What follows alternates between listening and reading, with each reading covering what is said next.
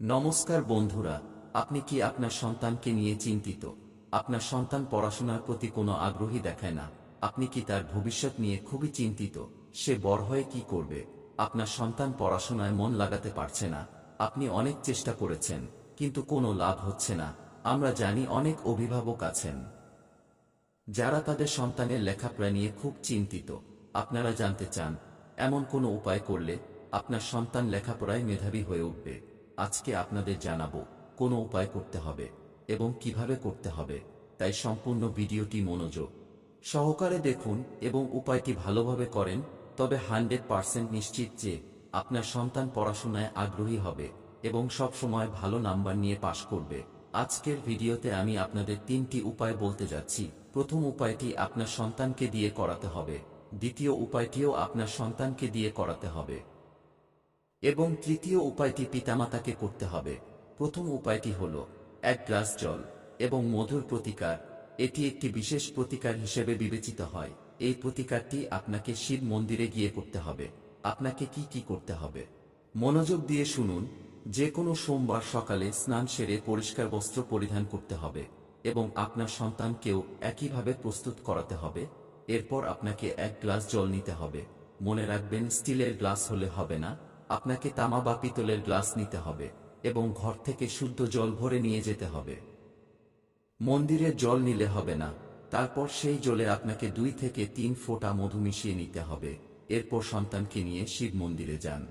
শিব মন্দিরে পৌঁছে আপনাকে দক্ষিণ দিকে দাঁড়াতে হবে এবং উত্তর দিকে মুখ রাখতে হবে।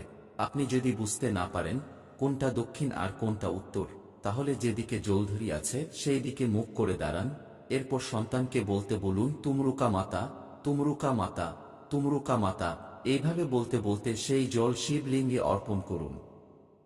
আর কিছু করতে হবে না, শুধু তুমরুকা মাতার নাম নিয়ে মহাদেবের শিবলিঙ্গে মধু মিশ্রিত জল নিবেদন করতে হবে। গুরুজি বলেন, শিব শঙ্কর ভোলানাথ এতটাই সরল যে এটুকুতেই তিনি প্রসন্ন হবেন।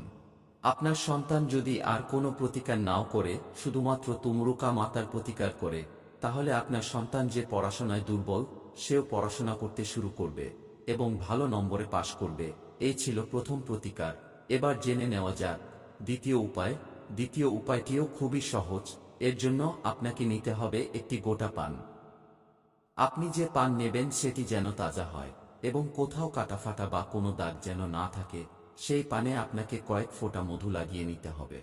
এরপর আপনাকে যেতে হবে শিব মন্দিরে। শিব মন্দিরে গিয়ে এই পান আপনাকে নিবেদন করতে হবে মাতা সুখ সুন্দরী জায়গায়। যারা জানেন না মাতা সুখ সুন্দরী জায়গা কোথায়, তাদের জন্য বলে রাখি, শিবলিঙ্গের যে জলধারী থাকে তার ডান দিকে মাতা সুখ সুন্দরীর স্থান। মাতা সুখ সুন্দরীর স্থানে ভগবান শিবের মন্ত্র ওম নমঃ শিবায় জপ করতে করতে সেখানে পান নিবেদন করতে বলুন। আপনিও আপনার ইচ্ছা ভগবানের কাছে বলুন এবং সন্তানকে নিয়ে ঘরে ফিরে যান। এই প্রতিকার করলে আপনার সন্তানের বুদ্ধির বিকাশ হবে এবং পড়াশোনায় আগ্রহী হবে।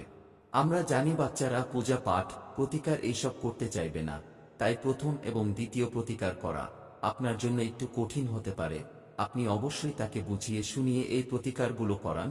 এবার জেনে নেওয়া যাক তৃতীয় প্রতিকারটি। এই প্রতিকারটি খুবই সহজ এবং এটি আপনি বাড়িতেও করতে পারেন। আপনার বাড়িতে যদি মাতা সরস্বতীর ছবি না থাকে তাহলে বাজার থেকে কিনে আনুন, আর যদি থাকে তাহলে তো খুবই ভালো।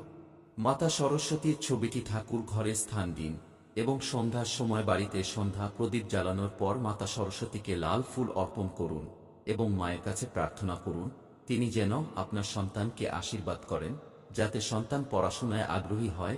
এরপর আপনার সন্তান ঘুমিয়ে পড়লে মাতা সরস্বতীকে অর্পণ করা লাল ফুল নিয়ে আপনার সন্তানের মাথায় ঠেকান। এতে কি হবে, সেই ফুলের মাধ্যমে দেবী সরস্বতী আপনার সন্তানের মাথায় প্রবেশ করবেন।